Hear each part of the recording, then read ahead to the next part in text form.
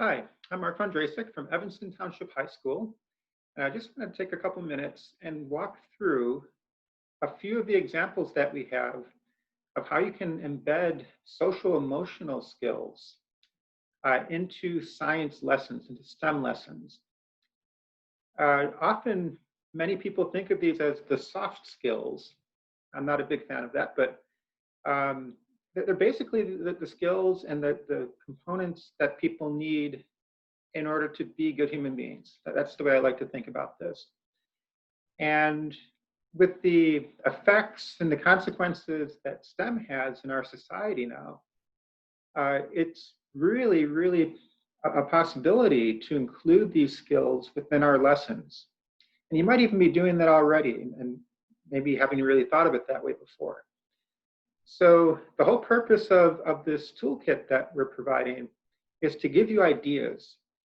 What types of things, what do some of these lessons look like? What are some examples that we can build off of, that you can get your own ideas from, that fits your content and your classroom settings in a better way?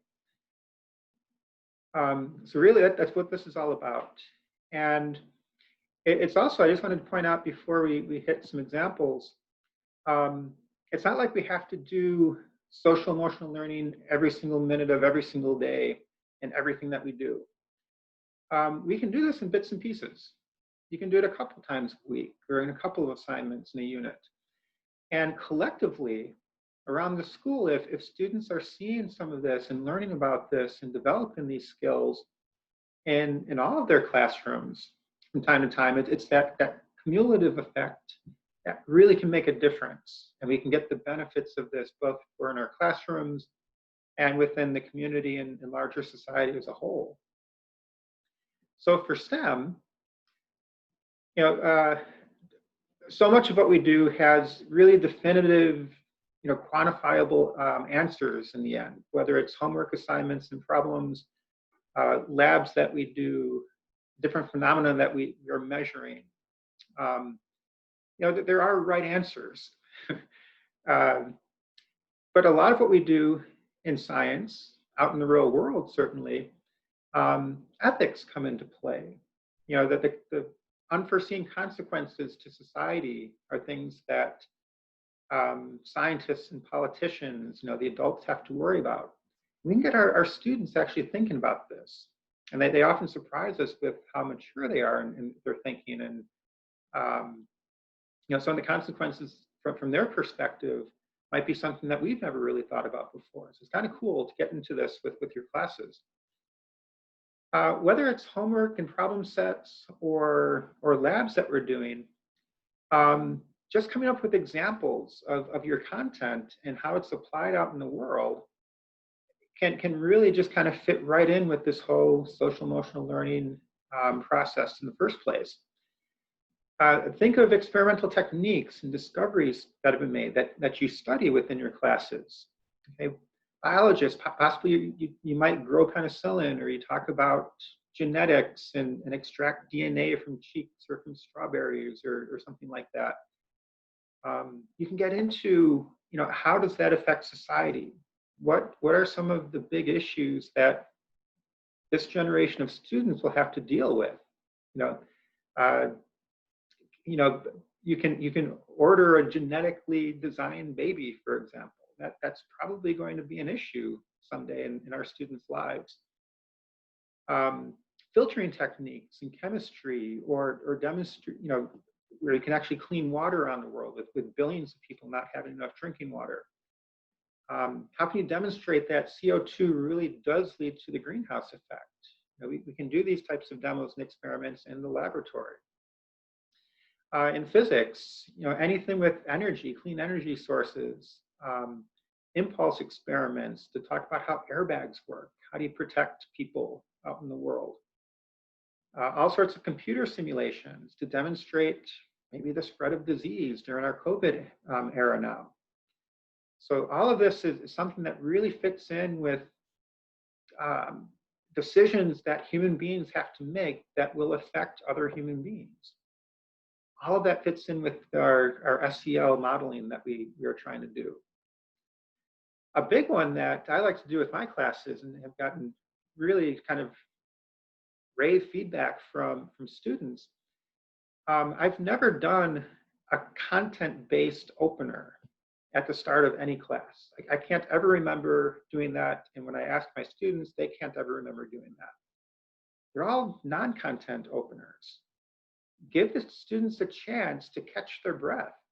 It just takes 1 to 3 minutes. Get them into a better mindset, a better place in their heads to start your class. Remember, they're running in from other classes that have nothing to do with what we teach. Um, and so we can't expect them to turn their brains on and off that quickly while being out of breath, while being a little bit tired if it's later in the day, and so on. Give them a chance to just think about something else, just to kind of take that break before they start thinking about whatever the day's lesson is. So one of the most popular ones I do is actually still STEM related, not physics related necessarily. I'll just pull up any one of these science sites, Science News, Biz.org, Scientific American, and just let the kids look at some of the headlines that are on their homepage.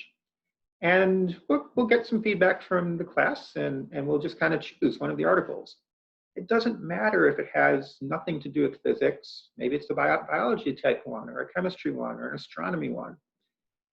We just go ahead and we look at it and just kind of talk about it, have some fun with it, whatever seems interesting to them.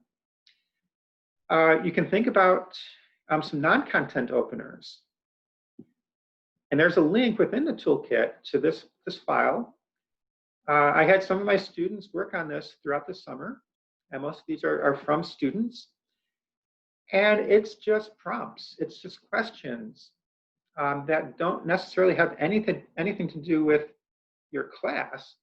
But again, it's, take 1 to 3 minutes and just let them think about some things. And this is where social emotional learning can come in as well. Some of these general openers. What's something that you did that was nice for somebody else? Or what did somebody else do for you that was nice during the school day or in the last 24 hours? What are you thankful for? Who are your heroes? Who do you wish you could meet if you could go back in time? That sort of thing. And there's dozens and dozens of these. We do have some more specific to subject areas as well. So there's a lot of variety here.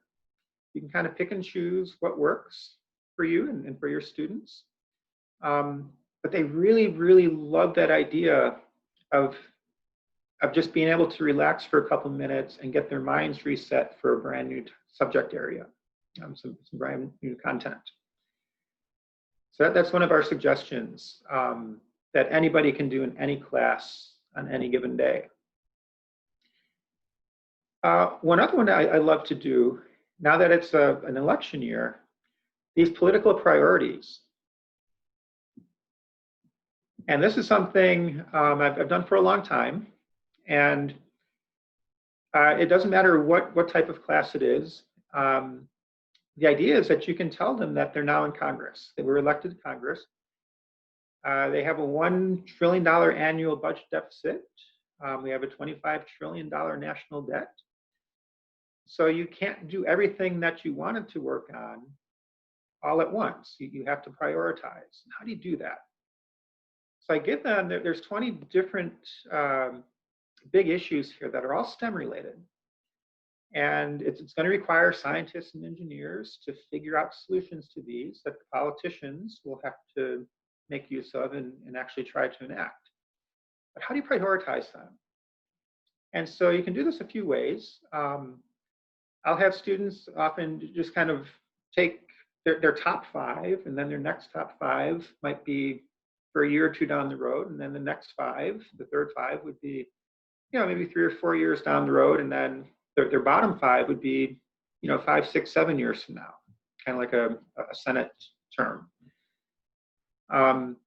They're all important, and it's really difficult for the kids to actually come up with that list because they can't pick and choose between a lot of these.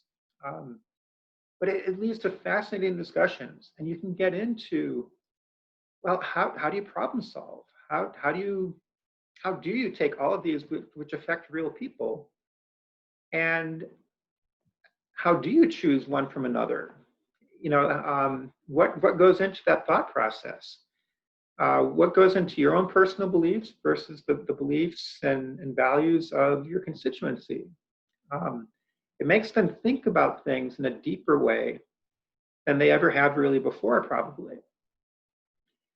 Or you can model it, maybe just have them choose their top priority. And then they can actually do research into that. They can partner with people who had the same top priority, learn details about it, come up with their own actual solution that they would propose. Then you can get them thinking about communication skills. If you really did, belong to the Congress, a large body of people, how do you convince them? What types of relationships do you develop? How do you go about trying to convince people that you're right and that they should come on your side and vote for something? That's just loaded with these social emotional skills that we want our kids to develop once they leave high school. So anything like this is really an easy way to kind of throw in these skills, to talk about them, to get into those deeper discussions, to really get the kids thinking about things, to practice empathy and compassion. What are the consequences if we selected one of these issues over another? How is that going to affect people who might really need some help and aren't getting it?